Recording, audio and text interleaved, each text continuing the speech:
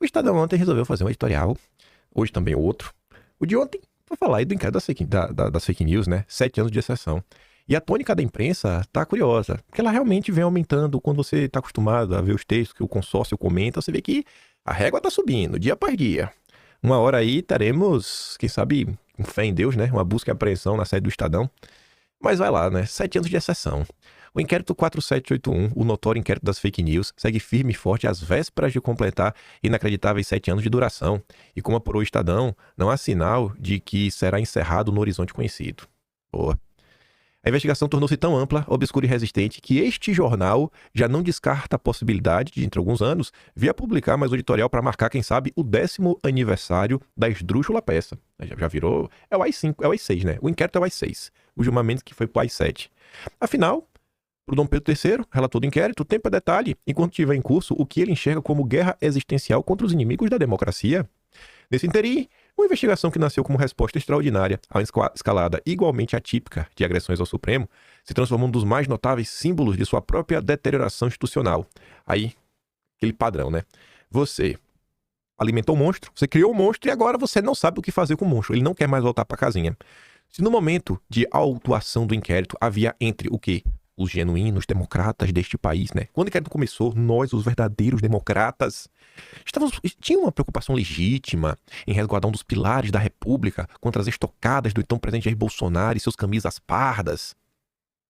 O que tinha, gente, na época? Não tinha nada. Não tinha nada. Tinha o quê? Tinha o quê? Crítica de internet? Xingamento? Isso muda em quê o Estado de Direito? Pelo amor de Deus! Sabe? Tivesse alguma ação real, concreta, xingar a gente na internet, vai lá e processa aí por, sei lá, difamação, injúria, qualquer coisa que seja. Mas enfim, naquela época tinha uma preocupação genuína, só que hoje, às portas de 26, é triste constatar que o ofensor do regime das liberdades é o próprio Supremo. Pronto, o Supremo, graças a Deus, já virou, né, o ofensor. Já é o regime. Por meio do inquérito, Dom Pedro III, sob o beneplácito dos seus pares, fez tudo aquilo que devia ser evitado no Estado de Direito. E é aquela lista de sempre. Ampliou como lhe deu na Veneto o escopo da investigação, a ponto de desfigurá-la, manteve o inquérito sob sigilo absoluto, editou o ritmo das diligências, de acordo com seus caprichos e concepções pessoais. Não há democracia madura que possa conviver com a investigação eterna, ampla e opaca, como esse famigerado inquérito das fake news. Mas levaram que 7 anos para reclamar, né? Em 2019, de fato, o Supremo se tornará alvo de uma ofensiva coordenada por apoiadores de Bolsonaro. Coordenada como? O que é que está provado dessa coordenação? Mostra aí. Que a coordenação tem alguém que coordena, pelo menos. É o coordenador. Quem é o coordenador? Ele coordenou quem? Quem são os seus coordenados? Quais foram as instruções que foram passadas? Porque tem que ter, precisa ter uma coordenação. Não teve nada. Então, assim, é mais um inquérito que não quer resolver as coisas, não quer reconhecer os erros, só tá clamando que, pelo amor de Deus, Supremo, volte pra casinha, está ficando insustentável, sabe? Tá difícil defender as ações de vocês.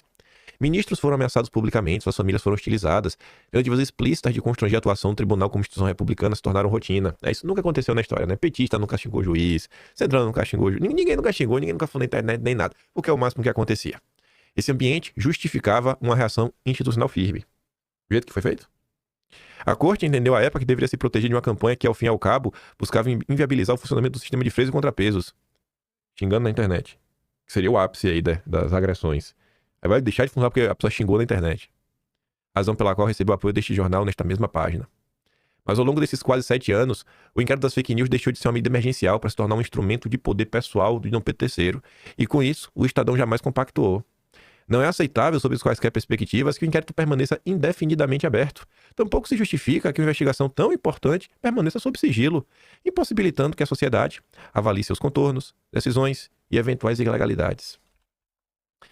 Há problemas ainda mais graves, que reacendem o arbítrio. Quem define, afinal, o que constitui ataques ao Supremo? Pois é, né, Estadão? Você mesmo tá falando que os ataques. Mas o que é os ataques? Quem é que define o que são ataques? Onde termina o discurso crítico ao judiciário e começa a ação criminosa? Exatamente, Estadão. Você mesmo devia pontuar, né? Qual foi a ação criminosa que teve em 2019 que justificasse esse inquérito? A Lei de Defesa do Estado Democrático de Direito é taxativa ao afirmar que não constitui crime a manifestação crítica aos poderes constitucionais, mas, no ambiente em que o inquérito das fake news permite a seu relator investigar quem e o que lhe der na telha, sem transparência e delimitação, abre-se um perigoso precedente para confundir opinião, crítica jornalística e divergência política com condutas criminosas. Pois é. Qual é o crime? Qual é o crime das pessoas que foram alvo desses inquéritos? Numa democracia plena não há espaço para essas zonas cinzentas. É sintoma do poder concentrado nas mãos de Moraes que no próprio Supremo haja ministros que defendam o encerramento do inquérito, concluído o julgamento da trama golpista, ainda que lhes falte brio para dizê-lo em público. É só maravilhoso. O cara não tem... Essa divergência acanhada só reforça o inquérito das fake news se tornou disfuncional e que sua manutenção a essa altura mais contribui para a degradação do Supremo, como guardião das liberdades individuais, do que para a estabilidade da democracia no Brasil. O ponto central do editorial é mais um, é esse. Assim, o editorial, na verdade, é um diagnóstico da situação. As forças antissistema seguem explorando o que está acontecendo. Leia-se, né, o bolsonarismo. Então o Estadão está muito preocupado. O que a gente vai fazer para dar um basta no bolsonarismo? Esse tipo de postura só reforça.